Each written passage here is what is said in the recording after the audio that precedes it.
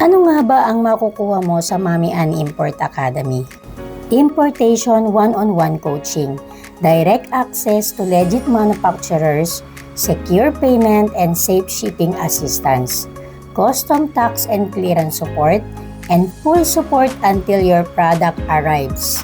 At magkakaroon ka din ng exclusive access to our verified manufacturer list. Kagaya na lang nitong isang enrollee namin. Ay, kung ang puhunan ay 130, papadala natin ngayon sa live ng 149. Ganun lang. Sampu-sampu lang. Manufacturing na. Oh. Ayan. Chinese Ilan na bang manufacturer ang nalaman mo, madam? sa 30 na.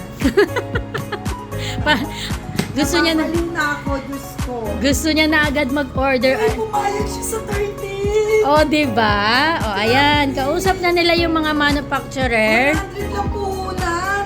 Oh, 'di ba? Nakakagulat ba yung mga puhunan, madam? Sobra. Ito, kuha ko nito sa supplier ko, 500. Magkano natin nakuha kanina? 140. Oh, oh, di dadami na ngayon ng reseller na makakakuha ng mas maruma, mas murang item. Sobra. Sobra. Ayan. Mag-enroll na kayo. Ayan.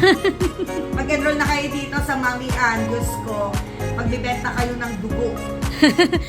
para maraming ma-order, no? Yes. Sobra. Kagaya ni Madam, kayo na mismo ang makikipag-usap sa mga manufacturer ng iba't ibang produkto. Ito yung mga sample na pwede nyo makita, like toy.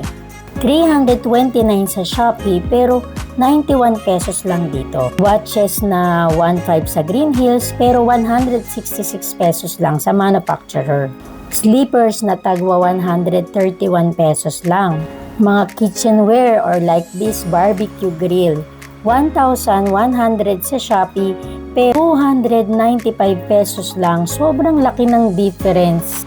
Electric fan na 153 pesos lang. Shein na tag 100 to 200 pesos each dito sa Pilipinas pero may nakita kaming 15 to 31 pesos lang.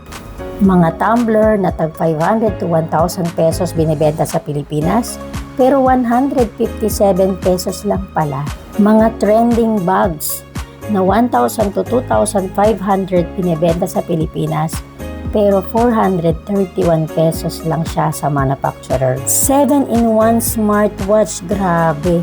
550 to 1,000 sa Pilipinas pero 132 pesos lang at marami pang iba. And akala nila na pag direct manufacturer ka, kailangan daan-daan at libo-libo ang o-orderin mo. Yan ang isang maling paniniwala natin lahat. Akala natin na pag direct manufacturer, kailangan daan-daan or libo-libo ang o-orderin. Pero kadalasan, pag totoong manufacturer, kahit isa lang ay pwede ka talagang umorder. Hindi kagaya sa ibang platform na kailangan daan-daan or libo-libo dahil mga trading company na yung mga nandyan at wala nga naman silang kikitain kung isa lang yung o-orderin mo. Yes, kadalasan sa mga manufacturer ay walang minimum order. Pero I suggest na at least half jumbo box or half CBM ang o-orderan natin per manufacturer dahil yun ang minimum shipping fee sa ating freight forwarder. Meaning, kahit isa lang ang bilhin mo, kailangan mong bayaran ang half CBM na shipping fee sa ating freight forwarder. So I suggest na punuin nyo man lang kahit half CBM para ma-maximize natin ang shipping fee. Kagaya na lang ng isang enrollee namin ng virtual 3D glasses. Nung nakita niya ang manufacturer nito, nakita niya pa ang iba't ibang product na available sa manufacturer na to. At naka-order siya dito ng 600 pieces assorted item sa manufacturer na to. Imagine, 26,365 lang ang naging bill niya. O hindi totoo na kailangan mo ng daang-daang libo at milyon-milyon bago ka makadirect sa manufacturer. At ito ang naging shipping fee niya. 7,367 pesos divided by 600 pieces na item. Estimated 12 pesos per item lang ang naging shipping fee niya.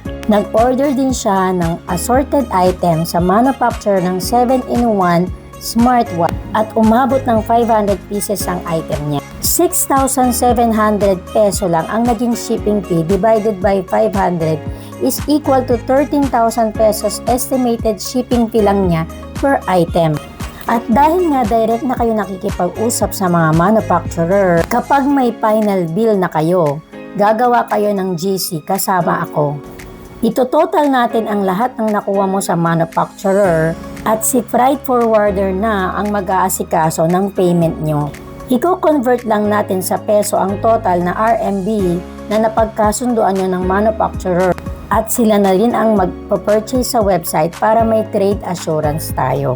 Meron din tayong real-time monitoring ng step-by-step process like pagkatapos natin siyang ma-purchase sa website, i-guide ni freight forwarder kung anong code ang gagamitin para sa'yo at kung anong address ang gagamitin natin sa China warehouse. At kapag na-receive na yan sa ating China warehouse, si freight forwarder na ang magko-consolidate para i-transit yan papuntang Pilipinas. At pag-arrive na ang product mo, tatawagan ka na lang namin. Madam, pwede mo nang pick upin ang product mo. Dito sa Mami Ann Import Academy, i-guide ka namin step by step mula paghahanap ng product hanggang pagdating ng package mo.